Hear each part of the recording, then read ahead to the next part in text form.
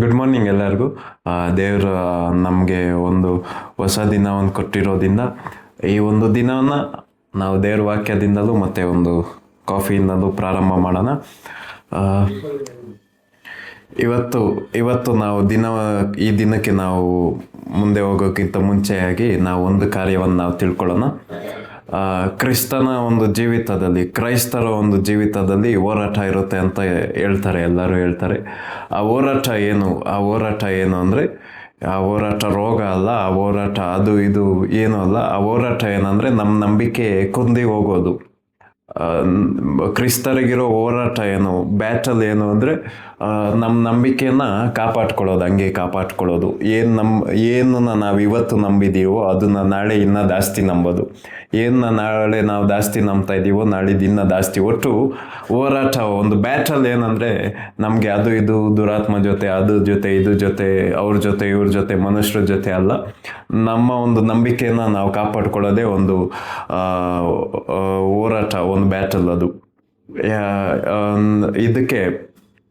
ಇದಕ್ಕೆ ಪೌಲ್ ಏನು ಹೇಳ್ತಾರೆ, ತನ್ನ ಒಂದು ಆತ್ಮಿಕ ಮಗನಾಗಿರೋ ಒಂದು ತಿಮೋತಿಗೆ ಏನು ಹೇಳ್ತಾರೆ, 1 ತಿಮೋತಿ 1:18 ಏನು ಹೇಳ್ತಾರೆ ಅಂದರೆ, ಮಗನಾದ ತಿಮೋತಿನೇ, ನಿನ್ನ ವಿಷಯದಲ್ಲಿ ನುಡಿಯಲ್ಪಟ್ಟಂಥ ಪ್ರವಾದನೆಗಳನ್ನ ನೆನೆಸ್ಕೊಂಡು ನೀನೇನು ಮಾಡಬೇಕು, ಕ್ರಿಸ್ತರ ಒಂದು ದಿವ್ಯ ಯುದ್ಧವನ್ನು ನೀನು ಮಾಡಬೇಕು. ಅಂದರೆ ದಿವ್ಯ ಯುದ್ಧ ಅಂದರೆ ನಾನು ಈಗ ಹೇಳಿದ್ನಲ್ವ, ನಮ್ಮ ಒಂದು ನಂಬಿಕೆಯನ್ನು ಹೇಗೆ ಕಾಪಾಡ್ಕೊಳ್ಳೋದು ಅಂದರೆ ನಮಗೆ ನುಡಿಯಲ್ಪಟ್ಟ ಪ್ರವಾದನೆಗಳನ್ನ ನೆನಪು ಮಾಡ್ಕೋಬೇಕು.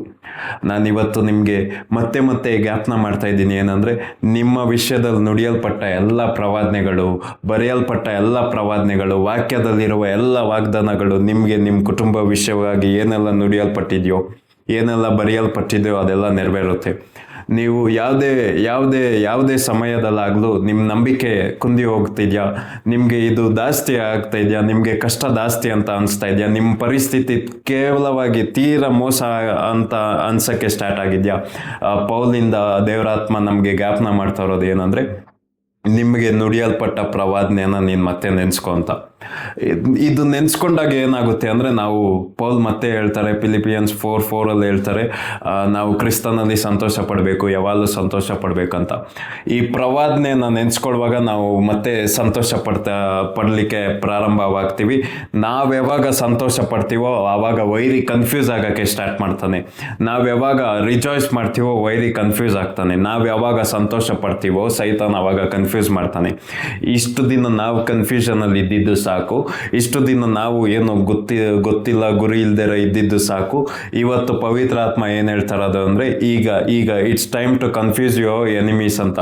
ಅಂದರೆ ಈಗ ಸಮಯ ಎಂಥದ್ದು ಅಂದರೆ, ನಿನ್ನ ಒಂದು ವೈರಿಗಳನ್ನ ಕನ್ಫ್ಯೂಸ್ ಮಾಡೋ ಒಂದು ಸಮಯ. ನೀನು ಖುಷಿ ಆಗಕ್ಕೆ ಏನೋ ಒಂದು ಕಾರಣ ಇರಬೇಕಲ್ಲ. ಪ್ರವಾದನೆ ಅಷ್ಟೇ ಆಗಕ್ಕಾಗಲ್ಲ. ಕಾರಣ ಇರ್ಬೋದು ಅಂದರೆ, ಯಾವ ವ್ಯಕ್ತಿ ವಾಗ್ದಾನ ಮಾಡಿದಾನೋ, ಯಾವ ವ್ಯಕ್ತಿ ಪ್ರವಾದನೆಯನ್ನು ನುಡಿಸಿದಾನೋ ಆತನ ಸಮಾಧಿ ಇನ್ನೂ ಖಾಲಿ ಇದೆ. ನಾವು ಜೀವನ ಮಾಡುವಾಗ ಕಷ್ಟಗಳು ಬರುತ್ತಾ, ನೀವು ಅವಾಗ ಒಂದು ಪಿಕ್ಚರ್ ನಿಮ್ಮ ತಲೆಯಲ್ಲಿ ಬರಬೇಕು, ಒಂದು ಇಮೇಜ್ ನಿಮ್ಮ ತಲೆಯಲ್ಲಿ ಇರಬೇಕು, ಖಾಲಿ ಸಮಾಧಿ ಬರಬೇಕು. ನೀವು ಪರಿಸ್ಥಿತಿ ಜಾಸ್ತಿ ಕಷ್ಟ ಅಂತ ಅನಿಸ್ತಿದ್ಯಾ, ನಿಮಗೆ ಒಂದು ಜ್ಞಾಪನ ಬರಬೇಕು, ಖಾಲಿ ಸಮಾಧಿ ಜ್ಞಾಪನ ಬರಬೇಕು. ಯಾಕೆ ಖಾಲಿ ಸಮಾಧಿ ಅಂದರೆ, ಲೋಕದ ಮೇಲೆ ಎಲ್ಲೂ ಇದಿಲ್ಲ, ಬೇರೆ ಯಾವುದೇ ವ್ಯಕ್ತಿದು ಇಲ್ಲ. ಯಾವ ವ್ಯಕ್ತಿ ನಾನು ನಂಬಿದ್ದೀನೋ, ಯಾವ ವ್ಯಕ್ತಿ ನನಗೆ ವಾಗ್ದಾನ ಮಾಡಿದಾನೋ, ಯಾವ ವ್ಯಕ್ತಿ ನನ್ನ ಮೇಲೆ ಜೀವಿತದ ಮೇಲೆ ಚಿತ್ತ ಇಟ್ಟಿದ್ದಾನೋ ಆ ವ್ಯಕ್ತಿ ಇದುವರೆಗೂ ಜೀವಿಸ್ತಾ ಇದ್ದಾನೆ. ಆಮೇಲೆ ನಿಮ್ಮ ನಂಬಿಕೆ ಸೋತೋದಾಗೆಲ್ಲ ಪವಿತ್ರಾತ್ಮ ಏನು ಹೇಳ್ತಾ ಇರೋದು, ಅದಕ್ಕೆ ಟಿಪ್ಸ್ ಏನು ಅಂದರೆ, ಆ ನಂಬಿಕೆನ ಹಂಗೆ ಬೂಸ್ಟ್ ಮಾಡೋದಕ್ಕೆ ಒಂದು ಫಾಲೋ ಮಾಡಬೇಕಾಗಿರೋ ಒಂದು ಪ್ರಿನ್ಸಿಪಲ್ ಏನಂದರೆ, ಒಂದು ನಿಯಮ ಏನಂದರೆ, ನಿಮ್ಮ ಪ್ರವಾದನೆಗಳನ್ನ ನೆನೆಸ್ಕೊಳ್ಳಿ. ಅಷ್ಟೇ ಅಲ್ಲ, ನಿಮಗೆ ಯಾವ ವ್ಯಕ್ತಿ ಪ್ರವಾದನೆಯನ್ನು ನುಡಿಸಿದಾನೋ, ಯಾವ ವ್ಯಕ್ತಿ ವಾಗ್ದಾನ ಮಾಡಿದಾನೋ ಆ ವ್ಯಕ್ತಿಯ ಸಮಾಧಿ ಇನ್ನೂ ಖಾಲಿಯಾಗಿದೆ.